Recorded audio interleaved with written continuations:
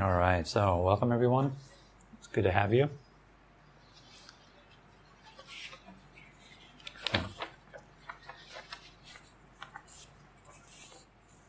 So the question today comes from Peter. And it says, should I follow the breath or breathe myself and keep my attention there? Should I follow the breath or breathe myself and keep my attention there? So it seems to see some difference between following the breath or willfully breathing. And keep my attention there, okay.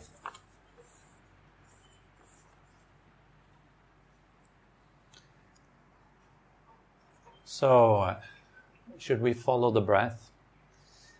Should we just observe it, passing by? It depends.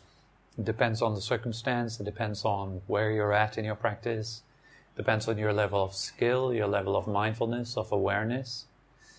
It gives you a whole range of possibilities of what you can do. So many people, they would, for example, believe that meditation is just only one thing. Like, it's all about just letting go, or it's all about just following the breath. That's all you need to do. If you're meditating, you only need to do this and you're set. It's not like that. It's a very dynamic process. And sometimes it would be appropriate to follow the breath. Sometimes it would be more appropriate to rest and allow the breath to arise and pass. It depends very much on the conditions. It depends on your character, it depends on what is pleasing at that moment also. Because that's a very important aspect in practice. What feels most pleasant? And sometimes for me that is following the breath. For example, playing with the breath. So some of the masters in the lineage, they talk about playing with the breath. So you want to get to know your breath. And so you can't get to know something if you're just focusing only on one aspect of it. And you say that's it. It's only that one thing. It's only about following the breath. This is more wide. In order to get to know your breath, in order to get to know your body, the energy, how breath, energy, and body interact, it is important to study with great attention. And for most beginning meditators, that kind of attention is not there. So here we need to do something. We need to establish that attention first.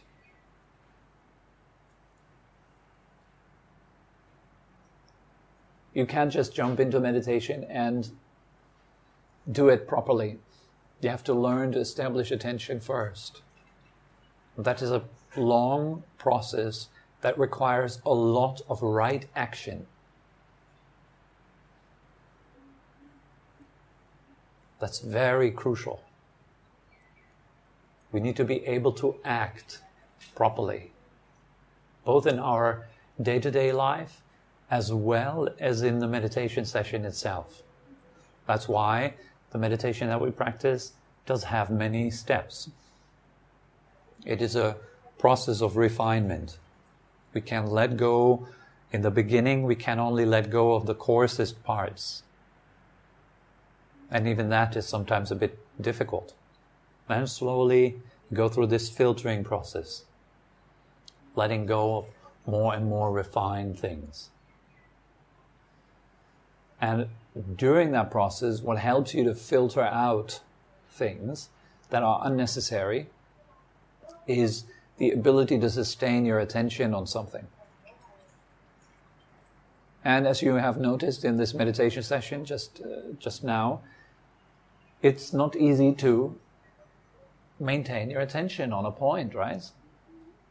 The mind is wandering a lot. And if I tell you, bring your attention to the breath and feel the breath flowing through the entire body, then maybe all kinds of thoughts come to your mind, all kinds of doubts, all kinds of other things that have nothing to do with the breath in your body, right? So We could say, well, here at that stage it would be all about letting go of everything but the breath. But is it that simple? No. It's not. So we need to let go of things first that we can let go of. Let's say, for example, future and past. Let go of that one first. Stop thinking about what will happen and what did happen. Just stay here first. And if that is even not possible, relax your body a little bit at first. Let go of physical tension at least, as good as you can. Take a few deep breaths. Maybe you have a panic attack, anxiety or whatever. Helps to do a few very deep breaths. Slow, fulfilling. Filling your lungs, your belly, your entire torso completely with fresh air. As you breathe out, breathing out slowly, releasing air slowly in a controlled way.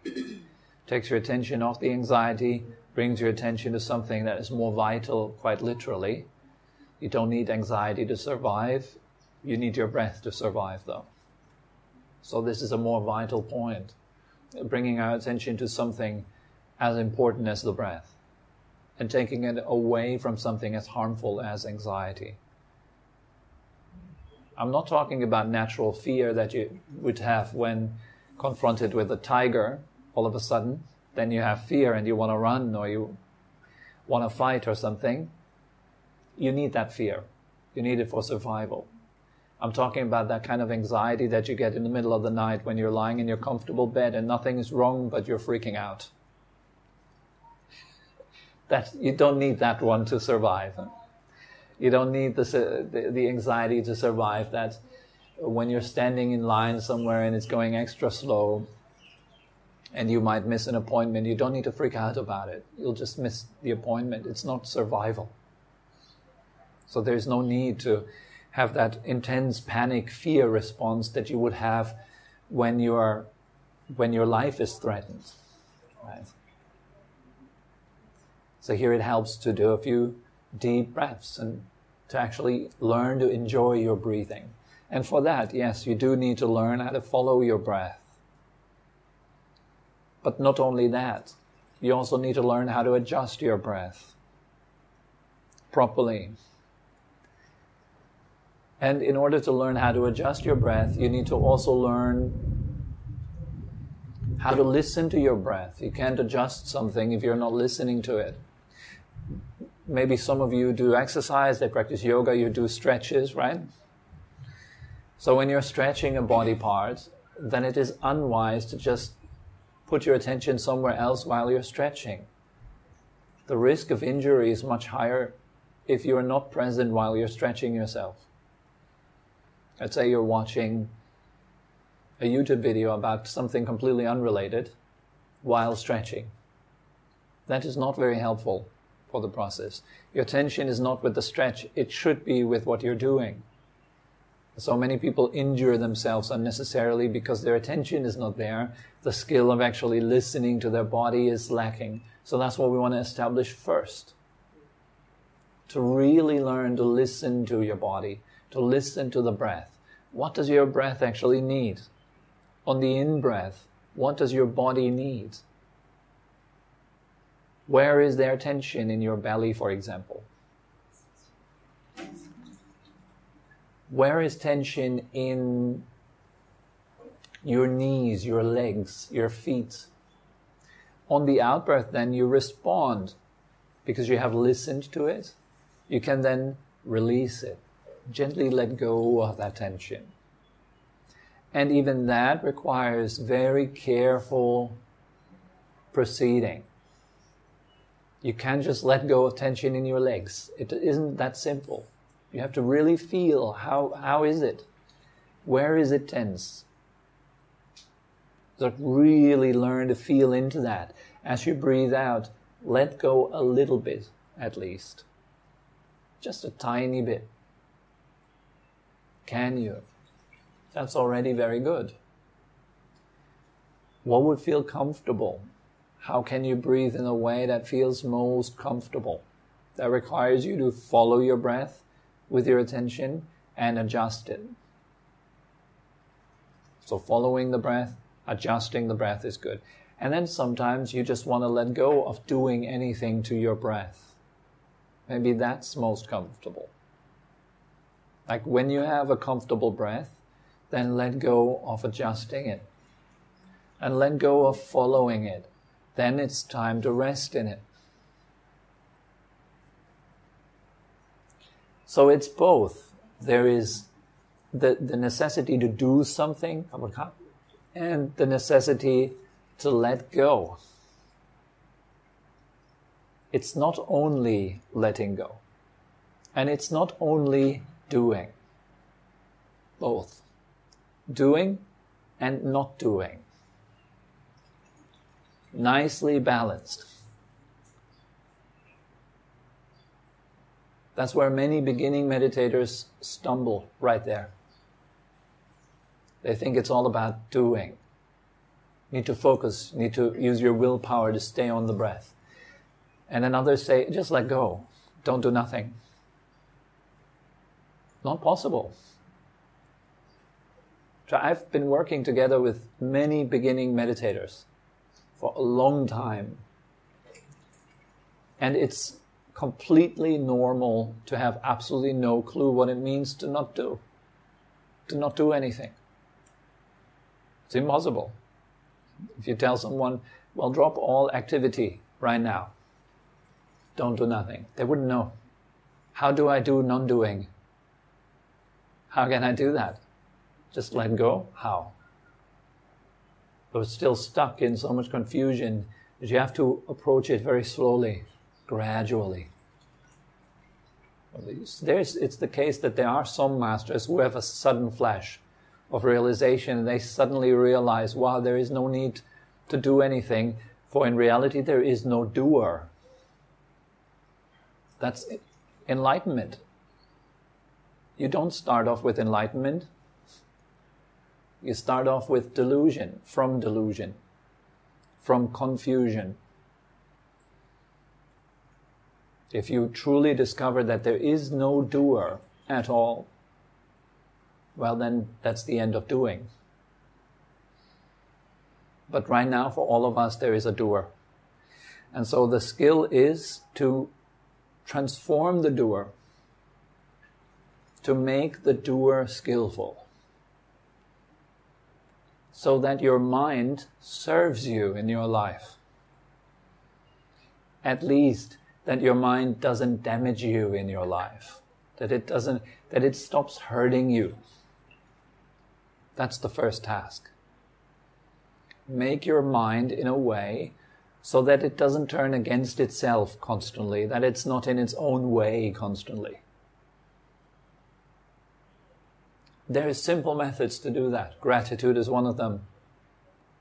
It's an immediate shift. And gratitude is a doing.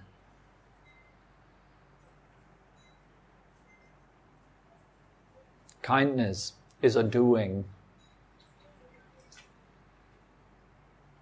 And breath can be a doing too. And it's a fun doing. You sit down and you do your meditation. You're looking at the breath. You're observing it, you're studying it, and you see what can you do with your breath to make yourself happy and comfortable. And then gradually you get more skilled in that. So in a situation where other people are freaking out, you have a refuge. You have your breath. You can stay really calm and relaxed.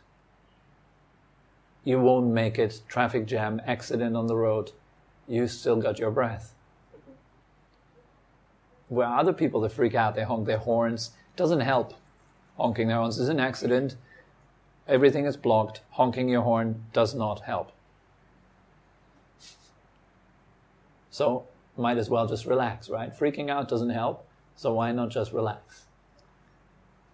You're cornered. Maybe there's a situation in life where you're cornered. There's not moving back, not moving forward, left, right, it's all blocked. You don't know what to do, where to go. Relax anyways. It's difficult, but it's not so difficult if you have trained yourself a little bit and you have a center For example, the breath. And then you're able to cultivate pleasure inside of your body. You're building up pleasurable energy inside of yourself. That in itself is very powerful. It's transforming your life. It's healing you. It's good for your body. It's good for your relationships. If you're able to be happy, if you're able to build happiness, pleasure, and comfort within yourself by using the breath, by using your mind, such as with gratitude or kindness and so forth, kind thoughts, forgiveness, letting go of your past, letting go of your future, using the mind skillfully in such a way helps you to be happier within yourself. Right?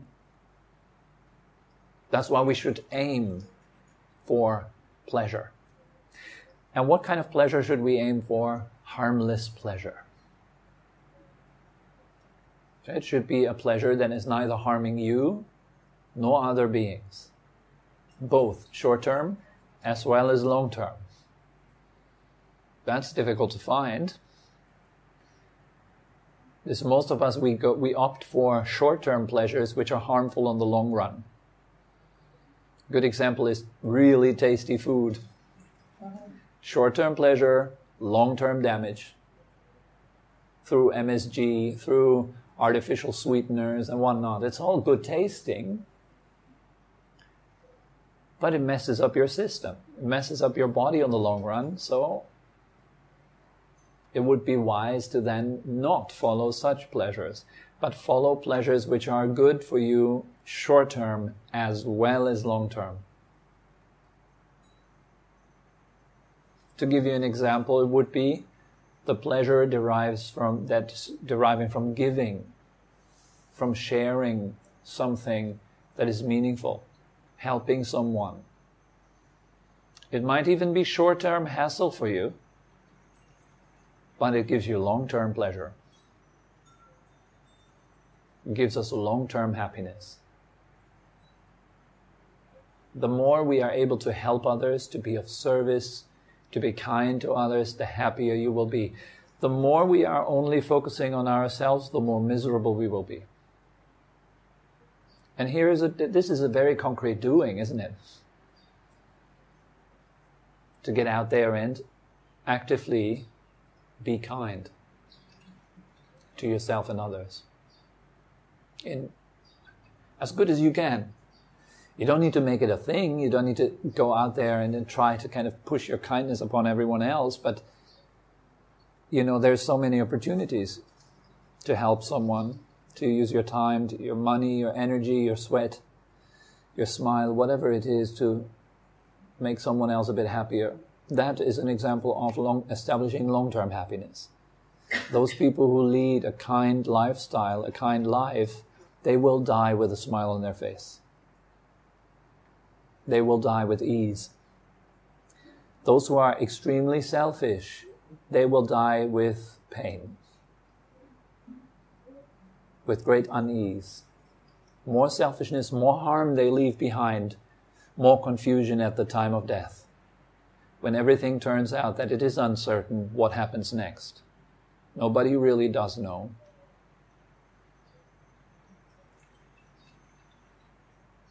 If that is then real for you in that very moment, if you stood in front of a door and I would tell you, all right, if you go through there might be on the other side, there might be absolutely nothing, the big nothing. And you just dissolve into it, that's it. Or there might be a room full of deadly, poisonous insects, centipedes, snakes, rats, anything. It's all in there. Or there might be a room in which you're getting the most exclusive, exquisite massage you could ever imagine. Endless pleasure. Fact is, anything could happen. You don't know which one it is. You stand in front of that door, and now it's, for the first time in your life, going through that door turns into a reality for you, not a speculation anymore. Now you're in front of that door, And for the first time in your life, you are fully confronted with really not knowing what is going to happen. That's freaking many people out. So at least be on the safe side. Spend your life well. Because if you do good things in this life, there will be positive results. I'm not talking after death, because I have no clue what happens after death. But I'm talking about this life. If I do good today, chances are that tomorrow is a bit better. And if I accumulate doing goodness, life tends to get better. This is as good as we can put it, even though that it is still unsure when your goodness will actually bear fruit. But it will bear fruit.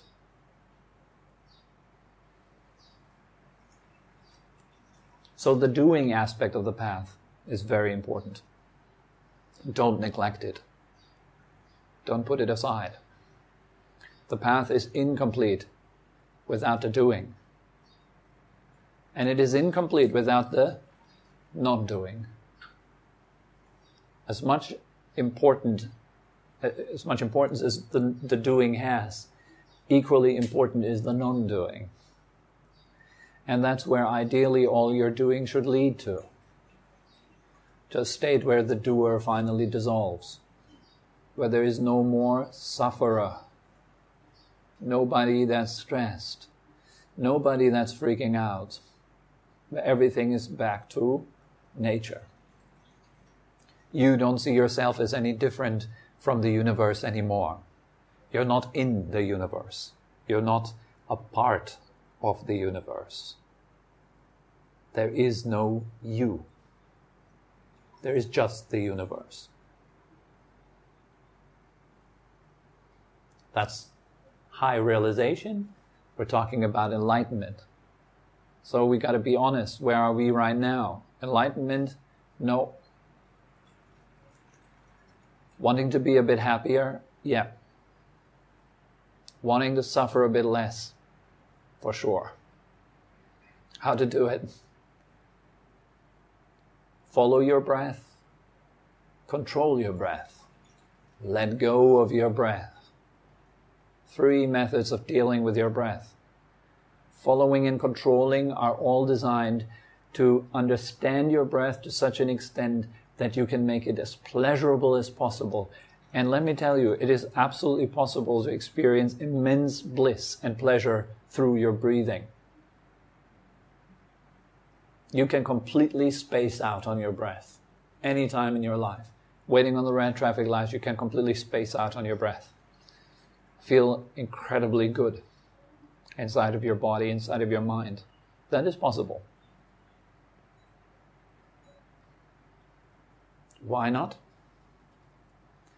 Why would you keep yourself from such good, positive feelings?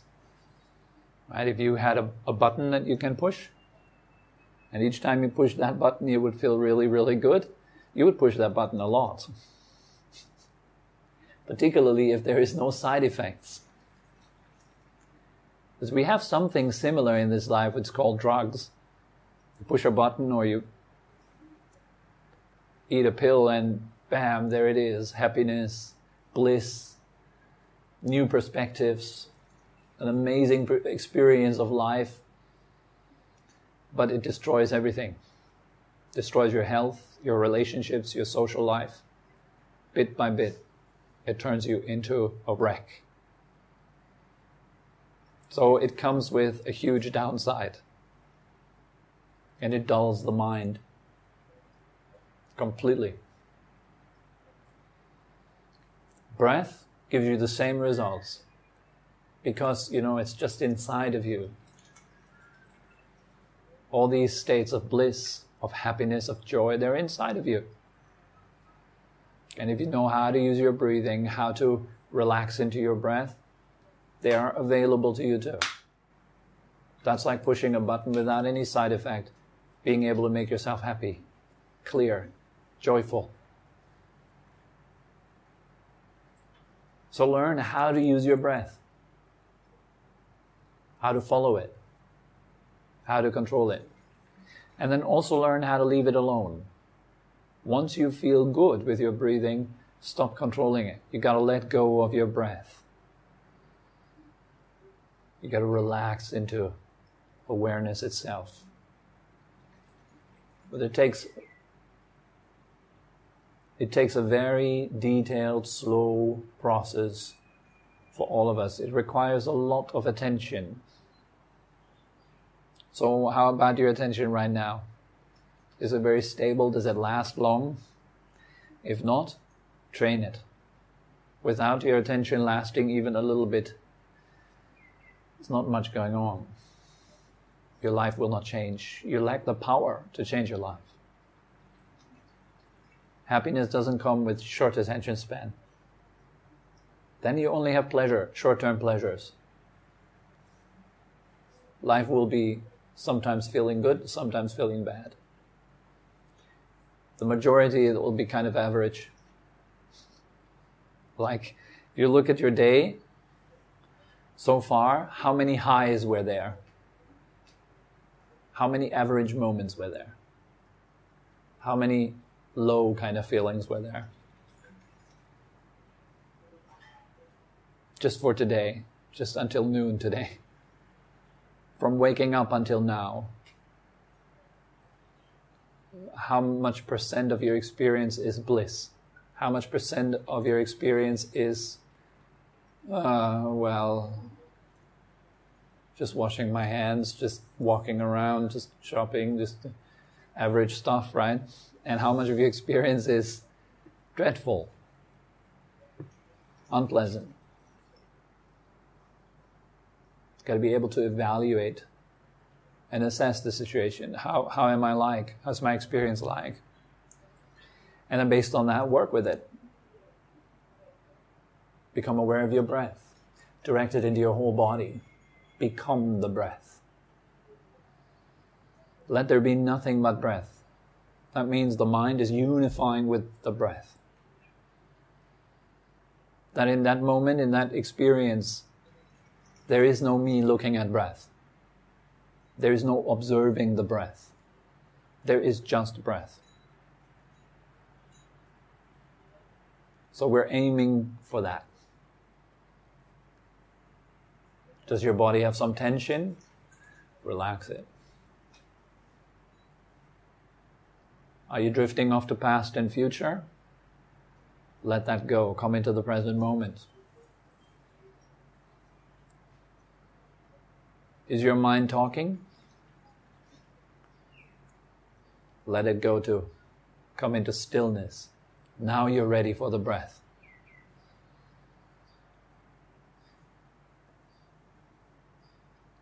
Gradually filtering step by step.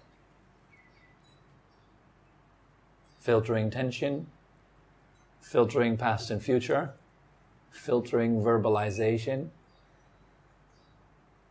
and filtering everything but the breath. That's the process. This requires practice every day.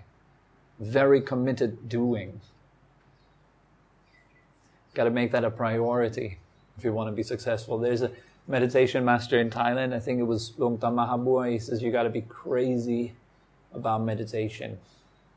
Got to be obsessed with it to really go all the way.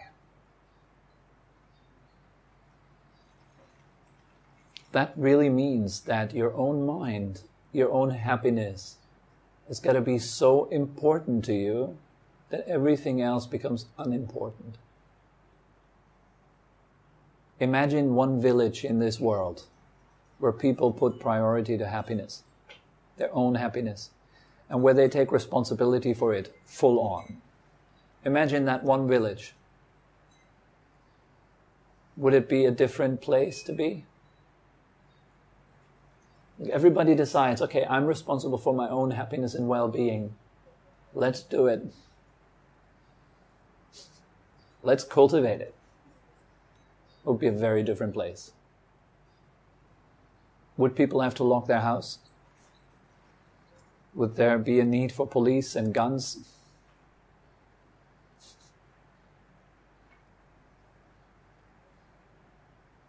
But people made happiness their priority. Not pleasure, but genuine sense of inner peace and happiness. It sometimes strikes me a little bit, that this is not a priority for more people. Our happiness. We kind of walk through our day-to-day life. We have all kinds of priorities, right? Doing this, doing that, going here, going there, meeting those people and then this people, and run, be active, be active, be active, be active. But happiness is not on the list. Joy is not on the list. Have you noticed?